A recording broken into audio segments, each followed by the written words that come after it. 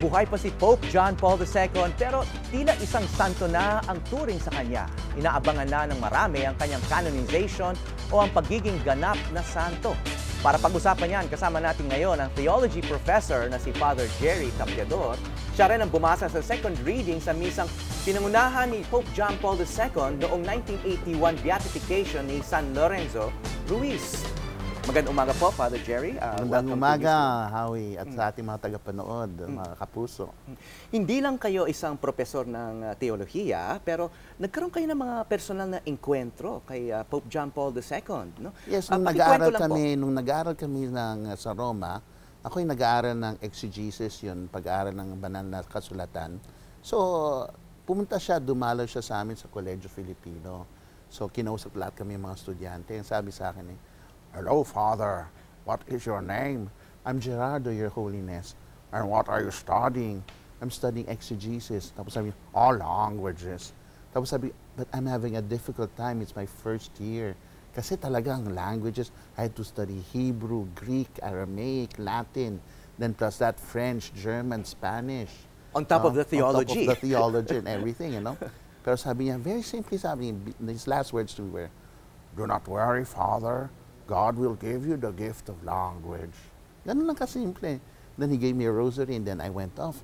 And true enough, I started to learn those languages. Para bang, it became so easy, it became a gift. No, para bang, you know, sometimes there are things that you find so difficult to grasp and learn, but suddenly, when the gift comes, suddenly like 1 month in Israel na I was watching television in Hebrew, wala akong maintindihan dati. Pero suddenly, after 1 month, one single moment, I had understanding of the Hebrew language already.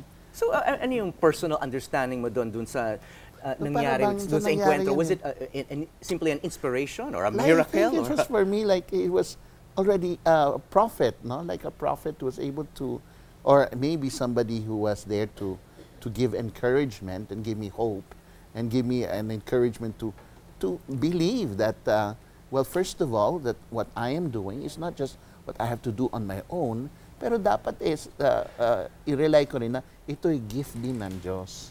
No? Sometimes, kinakailangan ipagdasal natin ang mga bagay na gusto natin makamit. Hindi lang na nakakamit lang natin ng pangsarili, pero kinakailangan din ay hingin na bilang din handog mula sa Diyos. Sapagkat hindi naman lahat sa masasabi natin nagagawa ng natin ng ating kusa. Kung hindi talaga ang mga bagay na nakakaya natin magawa ay minsan talagang handog ng Diyos para sa atin. So what year did the Pope visit mga Filipino students to, theology students? May mahalo kaming mga Africans, no? At mga ibang mga Indians din.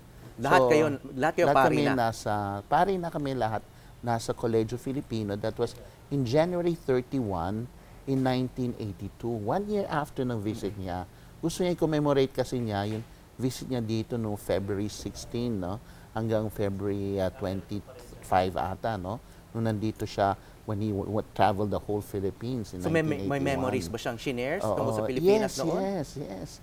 Marami siyang shinare na talagang tuwang-tuwa siya talaga sa atin noon Talagang how we was so madalas ba siyang makihalubilo sa mga ordinaryong pari lang kayo noon? Hindi kayo mga ranking officials? Actually, ang ginagawa niya, he tries to invite every day na meron isang grupo from the different colleges or institutes in Rome to join him in his prayers in the Vatican or also in some of his masses or some of his lunches na sa ganon.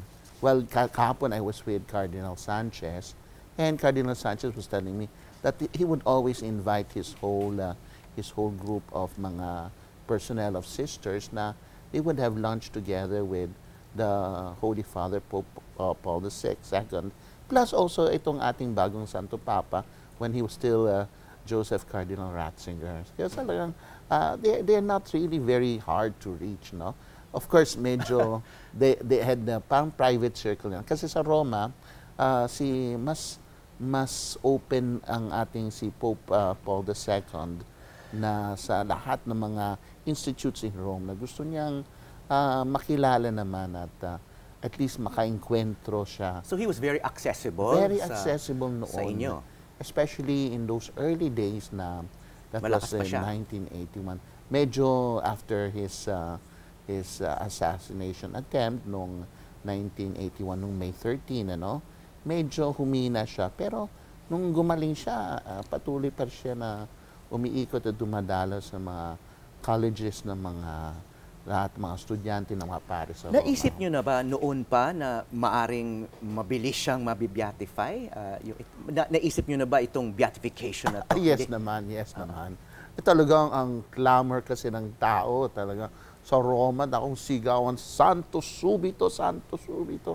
Talagang ako talagang hindi mo Santo antalang. Subito means what for our viewers? Saint immediately. No, santo kagad, gusto talaga. Yun ang talagang sigawan ng mga tao. Di para bang si Pope Benedict, syempre nakikinig at siya mismo ang may gusto nito. Kaya kung sino man mang nababatikos, ewan ko, nasabi masyadong aga, nasabi masyadong mabilis ang proseso. Well, ang proseso kasi ay ginagawa mismo ng ating Santo Papa, mismo si Pope Benedict XVI. Ang lahat ng Santo Papa can determine kung ano magiging proseso ng pagiging santo ng kung sino man ang ginagawang kandidato. Pero Father, para sa linawin santo. lang natin para sa mga viewers, hindi ibig sabihin na santo na si Pope John Paul II. Hindi pa naman. That's why tinatawag Beatified siyang pa lang. blessed. No? Yes. So blessed ano pa ngayon lang. ang kailangan mangyari bago siya maging santo? Normally, ang proseso may condition pa dahil kasi dalawang klase yan eh. Kung ikaw ay martir, namatay ka dahil sa pananampalataya at pagbibigay buhay mo para kay Jesus, mas mabilis yon kasi namatay ka bilang martir. Ngayon siya ay namatay parang bilang confessor, bilang isang banal na tao. Ngayon sa ganito ay mas mahabang proseso. Kasi doon ay bago kang beatify, meron kang isang dapat na imbestigahan milagro na naganap na dahil sa talagang paghihingi ng intercession mo. Yun ay naganap sa isang madreng Pransesa na may Parkinson disease na katulad ni Santo Papa Pope Paul VI, John Paul VI, John Paul II, meron din siyang Parkinson's, Di nung bandang huli. So para bang yung parehong disease, ayon ay na ipagdasal at biglang gumaling, At ngayon siya ay active sa Francia. So na-investigate ang mga doktor, na-investigate ang kaso ng madre. After noon, talagang mukhang to go na yon kanyang beatification. So, Isa na lang milagro, canonization naman uli. So, na-beatify siya, halos record speed, no? At the Yes, same time, oo. alam naman natin na isa siya sa mga pinaka-popular na Pope Na in recent Papa, times, no? yes. So, importante bang factor ang popularity sa isang beatification process? Tulad ng sinabi niyo, there was a call from the flock, no? From the Nakinig flock, si oo. Pope Benedict. But popularity does not equal goodness or saintliness, di ba? I mean, you can be popular Oo, without yes, necessarily oo. being a good person. A good person. So, importante ba Well, yung popularity sa pagko-consider ng beatification? Mahalaga nga yun. At ang kinikilala talaga ng ating simbahang Katolika na hindi naman para sa kanya na pinararangalan natin siya, kundi para sa ating mga deboto.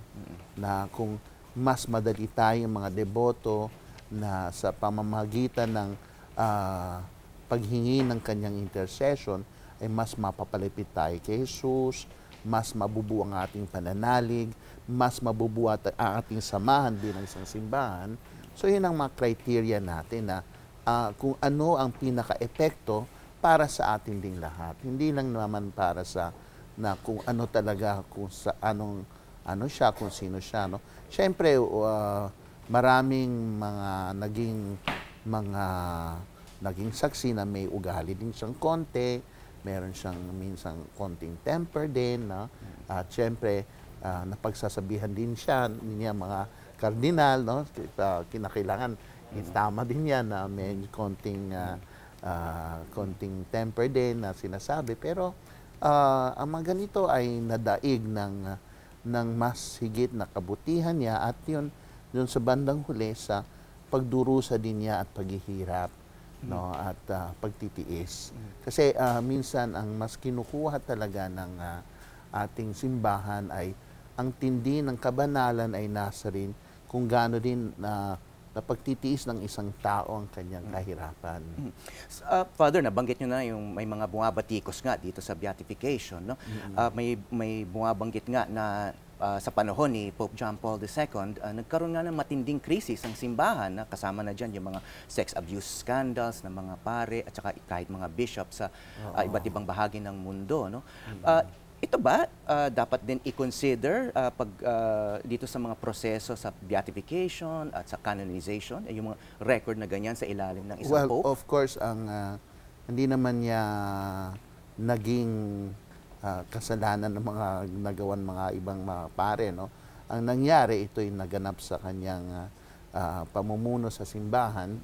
Pero ang mahalaga na makita ay na sa kabila ng lahat ng mga kasalanan, ay siya ang unang atang nakapaghingi ng patawad para sa kasalanan ng simbahan mula pa sa simula pa, no? Hindi lamang sa mga panahon niya, kundi pati ang mga kasalanan ng mga dating Santo Papa, nung dating mga panahon nung ang simbahan ay isang parabang isang sariling estado na may kapangyarihan at bumabatikos sa kapwa niyang mga estado doon sa Europa, kaya hindi tuloy nagiging isang banal na institusyon, kundi naging mapagdigma rin na political na estado. No? Kaya nga, yan ay nahingan niya ng patawad. No? Kaya nga, siya atang unang gumawa nito, kaya yan ang tinatawag So na may talaga humility rin siya. divine mercy nga talaga na ipinamalas niya, ng humility niya at ang divine mercy na gusto niya mahingan mula sa Diyos, hindi lang para sa kanya, kundi para talagang para bang dala niya sa kanyang balikat yung kabuuan ng kasalanan ng simbahan, na hingan ng tawad ito. Okay, and very enlightening. Maraming salamat, Father Jerry. Ay, salamat, Howie. Thank you.